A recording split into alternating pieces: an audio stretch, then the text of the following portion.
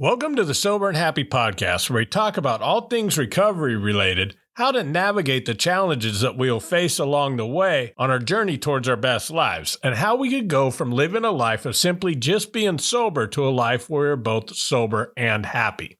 One of the biggest challenges people have, especially in early recovery, is dealing with the cravings to return to the substance that has been destroying their lives. I remember when I first got sober, I'd hear in AA meetings that some people were still dealing with cravings even decades after getting sober. So how do we deal with the cravings that come in early sobriety and conquer them for good so that this is not a lifetime battle? In today's episode, I'm going to tell you how I went from someone who could not go 15 minutes from the moment I woke up without having a drink to not having a single craving for alcohol for several years. So buckle up. This is going to be a great episode.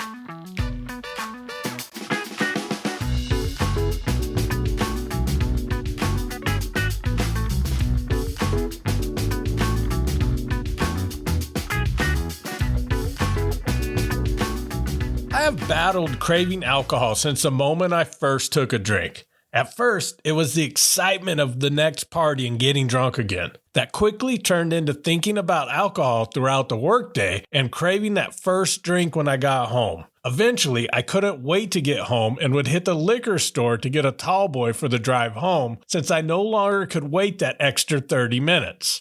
In the end, the cravings were so strong that I'd have to grab a beer or take a swig off the bottle before I'd even brush my teeth in the morning. That last phase lasted 3 years until I finally got sober. The craving for alcohol was so strong that I drank almost every waking moment of my life. I had become a slave to alcohol. Getting sober did not solve the craving problem. Yes, after 5 to 7 days, the physical cravings for alcohol go away, but that does not stop the desire to drink for most people. I experienced post-acute withdrawal syndrome for an extended period, which is more neurological than physical. But the strongest craving simply came with learning to live life without my go-to solution for everything. I thought about alcohol when I woke up because it was part of my morning routine for over 3 years. If I got mad, I wanted to drink. If I was depressed or anxious, I wanted to drink. If I was bored, I wanted to drink. When I would ask for advice on this, most people would tell me to avoid my triggers. The problem was, alcohol was such an integral part of my life for so long that everything was a trigger. I drank when I did everything, so everything reminded me of drinking. In the last many years of my drinking, I would bring a beer with me into the shower. If I had to avoid all of my triggers, I would have to quit showering, and that would not be good for anyone. So how do I go from someone who couldn't even take a shower without thinking about drinking to someone that hasn't even had one single craving in probably a decade? I'm going to walk you through the most important steps I took from getting where I was then to where I am now and give you actionable steps you could start doing today to also free you from the constant battle with cravings.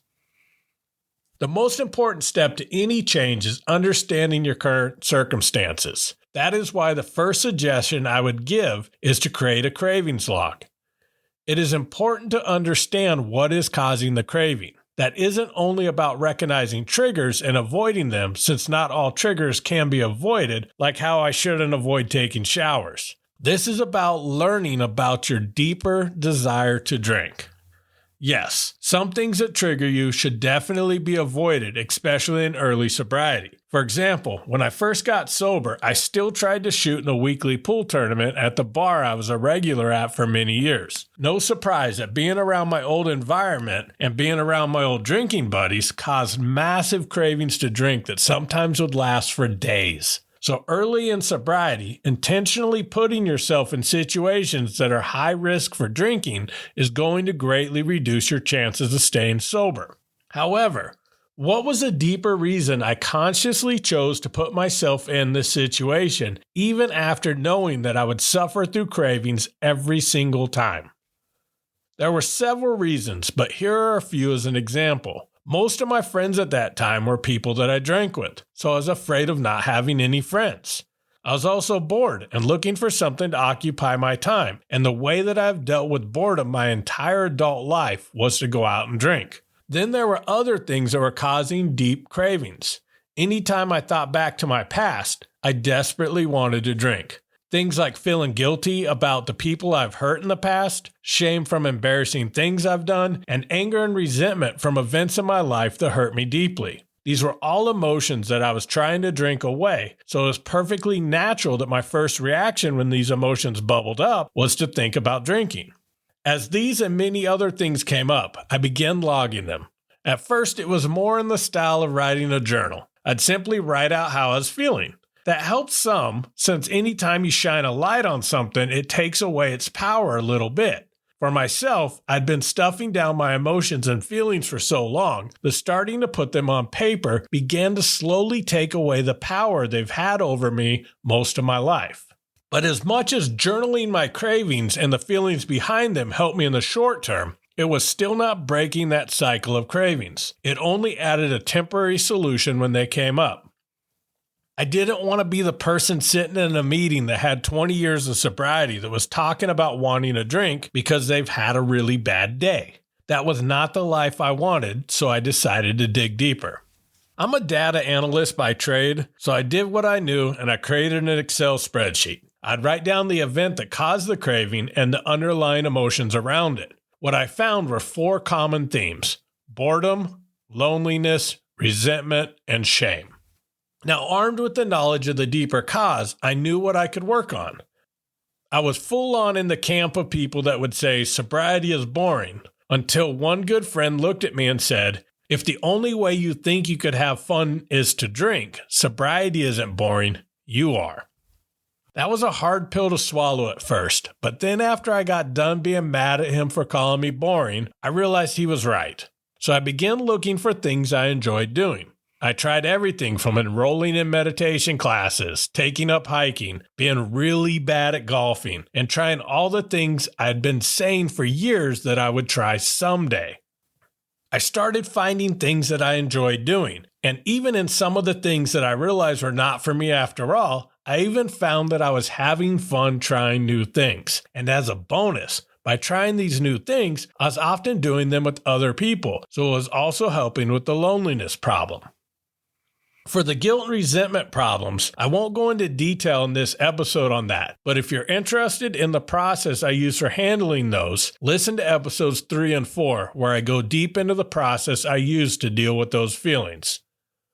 Now, you don't have to totally geek out like me and create charts and graphs to identify the core feeling causing your cravings. I find that just writing the event that caused the craving and the feelings behind that event is sufficient enough for recognizing the patterns and identifying the things you could begin working on.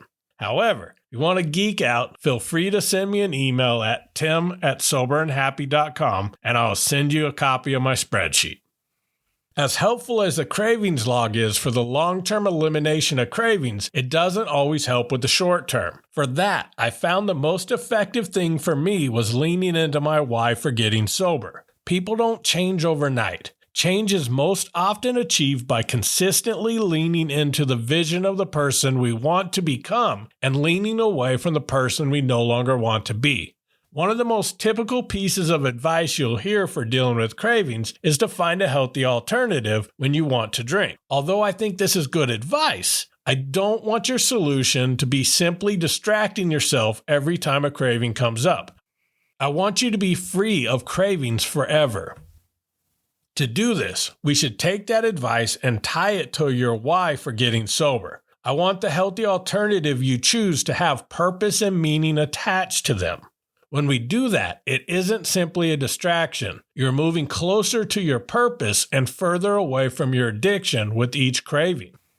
If your why is to be a better spouse, take your significant other on a date night. If it is to fulfill the dream career that alcohol has stripped you of, do something to work towards that, or even just browse job postings of your dream job and imagine what it would feel like to apply for it one day. Your why is to become the parent your children deserve. When you have a craving, choose instead to be present in your child's life. Surprise them with a trip to the park. Help them with their homework. Talk to them about how their day was. Take them to the zoo or play their favorite board games with them. It doesn't really matter what activity you choose. What matters is that you're choosing at that moment to lean into being the parent they deserve to have rather than the one that is withdrawing further away from them with every drink. And I do understand that a lot of people early in recovery may not have contact with their children at the moment. So if that is the case, imagine what it'll be like when they are back in your life. Focus your energy on taking steps towards making that happen. And definitely don't take steps that will take you further away from that beautiful moment. Be creative and use your imagination to find different ways to connect to your why. The more you connect to it, the more it becomes an anchor that keeps you from drifting too far from it, no matter how rough the water gets. Most importantly, realize that cravings are temporary. Don't make a permanent decision based on a temporary emotion. You never know when your last chance really is your last chance, so don't gamble away the chance to live the life you're meant to live. If you work on understanding the deeper reasons behind your craving, work towards healing them, and have a strong why you're constantly leaning into, one day you'll wake up and realize your cravings have completely disappeared just like mine did. If it worked for a guy that couldn't take a shower without craving a beer, I promise it could happen for you too. If you're enjoying my podcast and finding it impactful, I only have one favor to ask you. Please share the podcast with other people so that it could help them also. New episodes come out each Friday, so I look forward to connecting with you next week. And as always, thank you so much for listening and keep living sober and happy.